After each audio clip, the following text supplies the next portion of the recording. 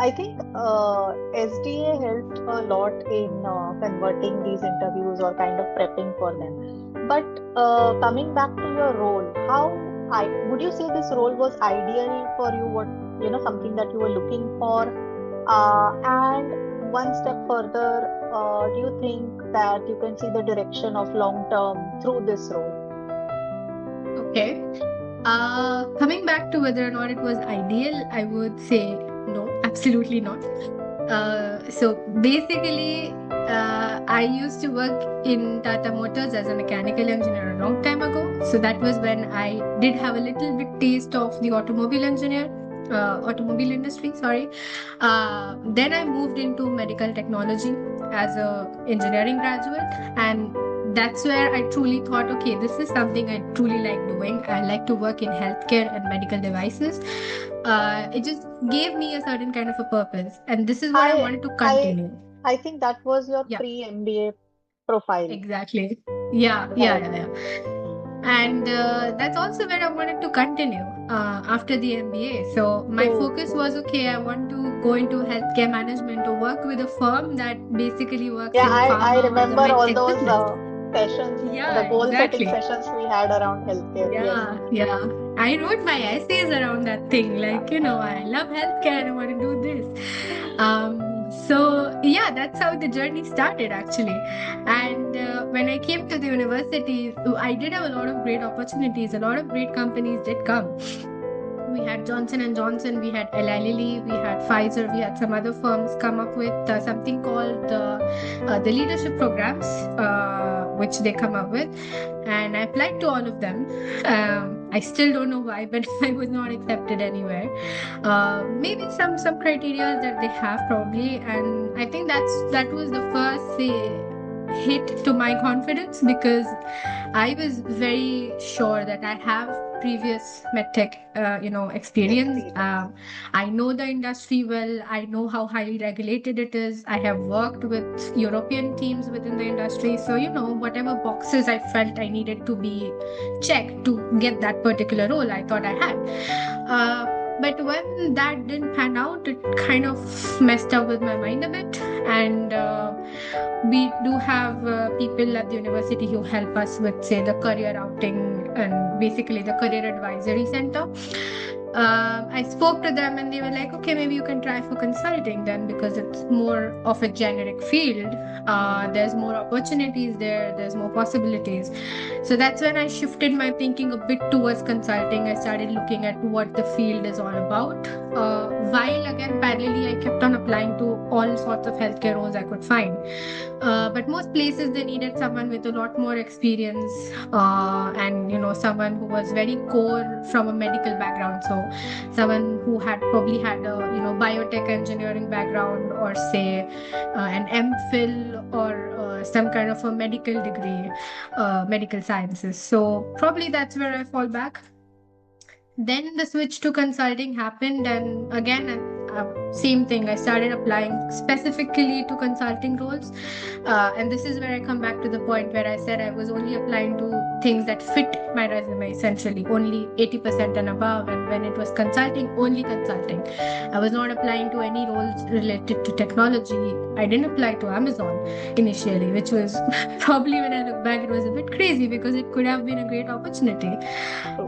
So I let go of a few companies this way, and we were in the middle of, I think, April.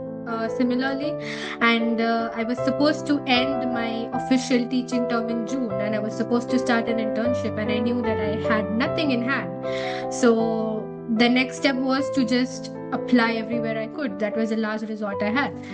And that's when Iveco came to Bocconi with a case competition that they Mm-hmm. organized. And initially, I was not planning on participating, but I spoke to my career advisor and I told him that, this is a situation. I'm not getting anything in consulting or healthcare. So, do you think this would be a good idea? And he said that yes, you should go for it because, it's still an opportunity. And even if they have not declared any internships right now, they might.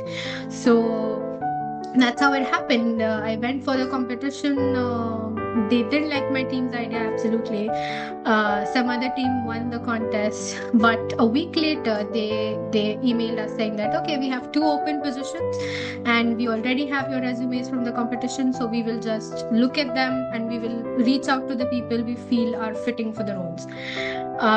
Then I get the first interview call with the HR, and this was a point actually where my practicing of consulting interviews actually helped me, because by this time I had already started, working on behavioral interviews and case interviews for consulting. So my first conversation with HR, I approached it very much like a behavioral interview. So I had all my, situational based questions ready and all about myself questions ready. And I think that was what somehow impressed her in the first interview. And I got the second call again, which was a bit more with the technical team and the heads of financial lending, financial services and commercial lending. And again, I applied the case methodology here as well, because they did ask me a question on the terms like, say you have to solve this kind of a problem, how would you approach it? And I was like, yeah, issue tree, structured thinking. And I literally drew a tree for them in front of them in the second interview. And I guess they liked that. And 3 days later, I had my internship offer in my hand, and which was unbelievable. But again, it was just the first step. It was just an internship. It was supposed to end in December. But when I entered the company, what I made sure was, again, to connect with people. And I started working on projects which were a bit more outside my purview. So they did give me a description of, say, an next project that I was supposed to work on. But when I connected with people relevant to the project, I asked them questions. Okay, I also see that this is an issue. Are you doing something about it? And they were like, yeah, yes. So we are working on it in a separate project. So I told them, okay, if you don't mind, can I just be a part of a few meetings for that project? Maybe I can suggest something. Maybe I can learn something which I can use here, or I can give you some ideas.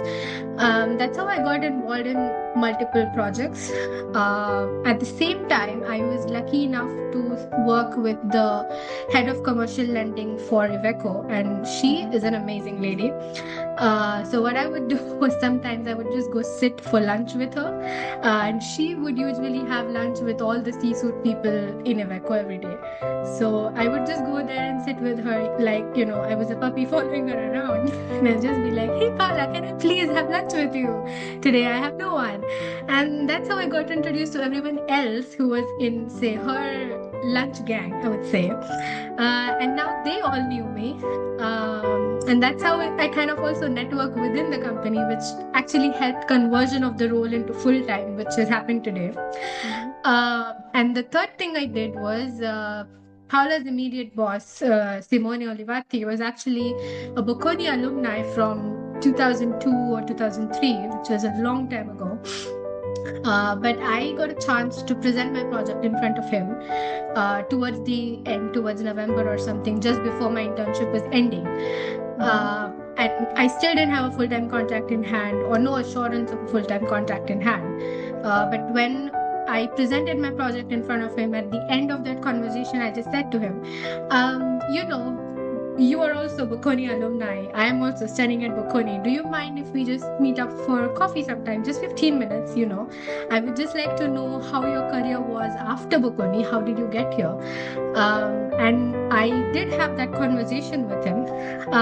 And I think somewhere down the line that also helped him a bit to, be open to give me a full-time role. Then in December, they initially agreed to give me an internship extension under the pretext that we like your work and we like how you've connected with the team here, and we want you to continue the project you're working on, but we don't have an open position for you, unfortunately, but we want to keep you, so we will give you a 6-month internship contract again if you're willing. And I took it because I was already liking the work I was doing. I was already in connection with the people there, so why not? And 2 months of coming back here, they were like, we don't exactly have an open position, but we can make something. So we have this operational role which is open. So if you're willing to do the operational work while continuing the project management Project. work, we can probably make some room for you. I was Wow. like, yeah, that's perfect. So that's how it all, came to a conclusion, and now I'm here.